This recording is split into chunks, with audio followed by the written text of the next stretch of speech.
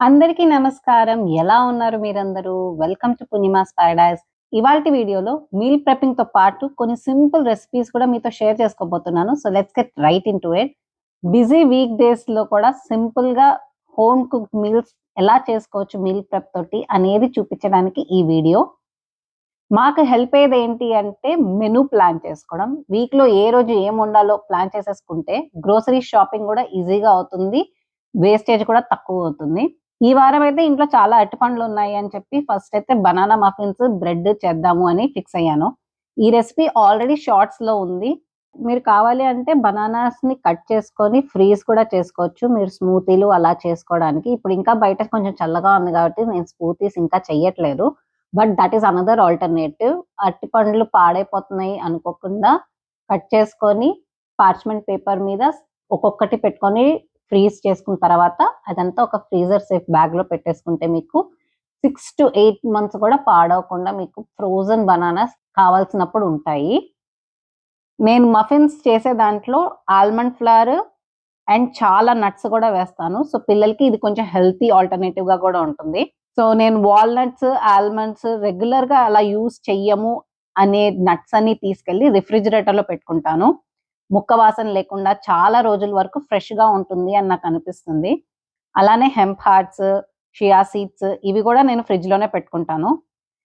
ఈ మఫిన్స్ అనేవి చాలా సాఫ్ట్‌గా ఉంటాయి. అండ్ టేస్ట్ కూడా చాలా బావుంటుంది. పంచదార మీకు కావాల్సినట్టుగా ఎక్కువ, తక్కువ కూడా చేసుకోవచ్చు. ఇది ఒక ఫూల్ ప్రూఫ్ మెథడ్. ఎలా వాడినా కూడా ఈ మఫిన్స్ చాలా బాగా వస్తాయి. మామూలుగా అయితే మఫిన్స్ చేసేటప్పుడు పిల్లలు కూడా పార్టిసిపేట్ చేస్తారు గానీ, ఈ వారం వాళ్ళకి కొంచెం బాలేదు. సో, ఇప్పుడిప్పుడే రికవర్ అవుతున్నారు. సో, అలా మఫిన్స్ అన్నీ రెడీ అయిపోయాయి. సో, రోజుకి ఒకటి అలా వాళ్ళు స్కూల్ నుంచి వచ్చిన తర్వాత ఆఫ్టర్ స్కూల్ స్నాక్ లాగా వాళ్ళు తింటారు. ఫిల్లింగ్‌గా కూడా ఉంటుంది.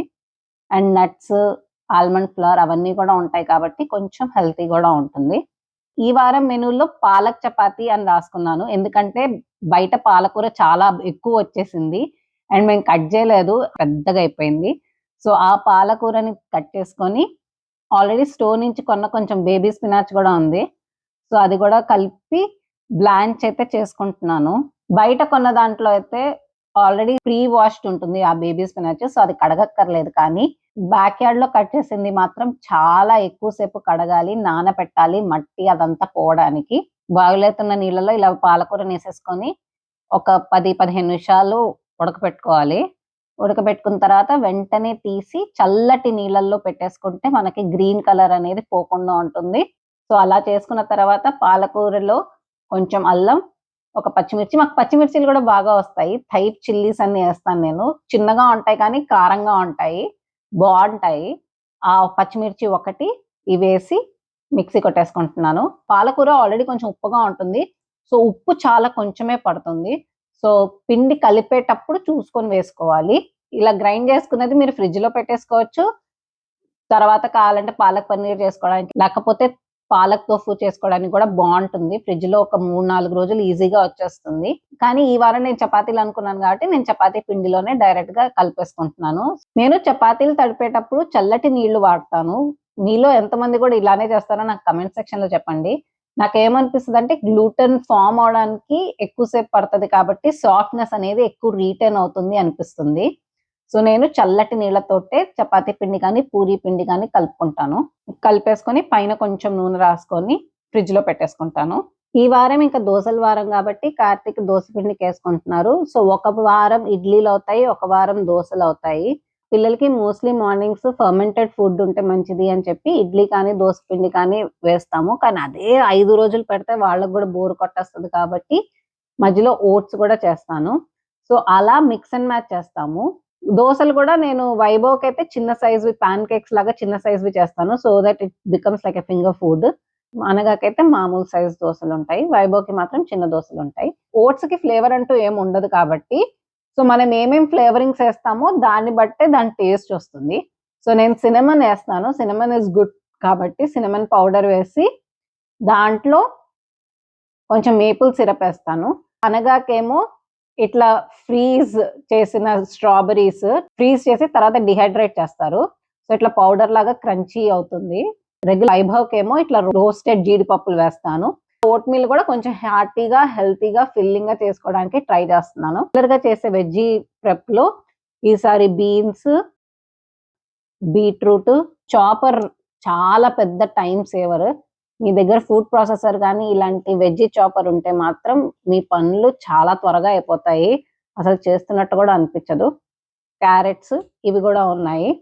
సో అన్ని అలా కట్ చేసుకొని ఒక్కొక్కటి పీల్ చేసుకొని చేస్తున్నాము. సో అలా వెజ్జీస్ అన్ని ప్రిప్ చేసేసుకొని కూడా పెట్టేసుకుంటున్నాము. ఈ వారం మెనూలో ఇంకోటి ఏంటి అంటే బెంగన్ కా భర్తా అనుకున్నాము. వంకాయ ఉంది. సో పెద్ద వంకాయకి ఆల్రెడీ లాస్ట్ వీక్ పచ్చడి చేసేసాం కాబట్టి ఈసారి బెంగన్ కా భర్తా అని చెప్పి అనుకున్నాను. సో దానికి ఏంటి అంటే నేను ఇది ఒకసారి 10 years బ్యాక్ ఎప్పుడో ఒక యూట్యూబ్ వీడియోలో చూసాను. కాల్చి చేస్తారు కదా బెంగన్ కా భర్తా. సో దాని బదులు వాళ్ళు మైక్రోవేవ్ చేశారనమాట. నాకు అది చాలా నచ్చింది. సో నేను కూడా ఇలానే వంకాయ అంతా కడుక్కొని చాలా స్లిట్స్ పెట్టేసి ఒక దాంట్లో వెల్లుల్లి, ఒక దాంట్లో పచ్చిమిర్చి అలా అన్ని చుట్టూతా వచ్చేటట్టుగా పెట్టేసి తర్వాత మైక్రోవేవ్ లో పెట్టేస్తాను అనమాట. ఒక 10-12 minutes పాటు. అది మెత్తగా అయిపోవాలి. లోపలంతా ఉడికినట్టు కూడా అయిపోతుంది. నూనె పోసేసుకొని ఇంకా మూత పెట్టేసుకొని ఫ్రిడ్జ్ లో పెట్టుకుంటాను. దట్ వే చేయాల్సిన రోజు జస్ట్ ఇంకా ఉల్లిపాయలు, టొమాటోలు వేసేసుకొని, టొమాటోలు కూడా టైం క్రంచ్ ఉంటే మామూలుగా మిక్సీ కొట్టేస్తాము. ప్యూరీ లాగా చేసేసుకొని అదే వాడేస్తూ ఉంటాము ఇంకా టైం సేవ్ అవ్వడానికి. సో అలా టొమాటో గ్రేవీలో వంకాయలు వేసేసుకొని బెంగన్ కా భర్తా చేసేసుకుంటాము. సో అదే నేను చెప్తుంది. మీరు అనుకున్న మెనూలో ఏది టైం పడుతుంది అనేది చూసుకొని దానికి ప్రెప్ చేసేసుకుంటే మీరు ఎక్కువసేపు కిచెన్ లోనే ఉంటున్నారనే ఫీలింగ్ ఉండదు. And you can spend more time on things that take higher priority or your next priority. So ప్రతిరోజు స్పెషల్ గానే లంచెస్ ఏమి ఉండవు.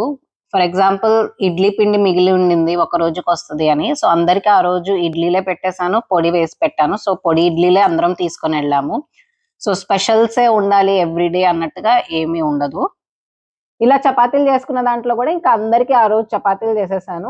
వైభవ్కి మాత్రం ఇలా కట్టర్ తోటి చిన్న సైజ్ చేస్తాను. తుంచుకోవడం ఈ కష్టం అవుతుంది అని చెప్పి ఇదైతే జస్ట్ ఫింగర్ ఫుడ్ లాగా తీసుకొని డిప్ చేసుకొని తినొచ్చు అని చెప్పి ఇలా చిన్న సైజెస్ లో చపాతీస్ చేస్తాను. నలుగురి లంచ్ 7:50 లోపల అయిపోయింది. మీరే టైం చూడండి.